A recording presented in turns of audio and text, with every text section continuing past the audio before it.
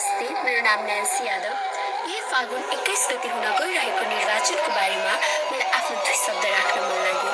सर्वप्रथम, हिजो भर्खर मैले त्यो बिबिसीको डकुमेन्ट्री हेरेँ। त्यो डकुमेन्ट्री हेर्दाखेरि त्यो भदौ 23 र 24 गते भएको त्यो जेन्जी आन्दोलनमा जुन त्यो निर्दोष व्यक्तिहरूले ज्यान गुमाएको देखेँ, त्यो देख्दाखेरि मलाई साँच्चै नै एकदम नराम्रो लागेर आयो। आखिरमा हामीले कस्तो हतियार सरकार छानेको थियौँ त? आखिरमा हामीले यस्तै हतियार सरकार छान्यो भने भविष्यको दिनमा हाम्रो नेपालको हालत के होला त? कस्तो होला त हाम्रो नेपाल? हामीले कल्पना पनि गर्न सक्दैनौँ।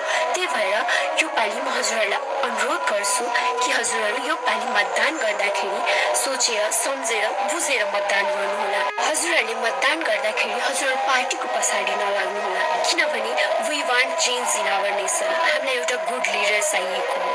त्यही भएर म हजुरहरू सबैलाई अनुरोध गर्छु कि हजुरहरू यो पालि बालेनलाई भोट गर्नुहोला र उहाँले राम्रो गर्नुहुन्छ भन्ने आशा राख्नुहोला। उहाँले अवश्य पनि राम्रो गर्नुहुनेछ भन्ने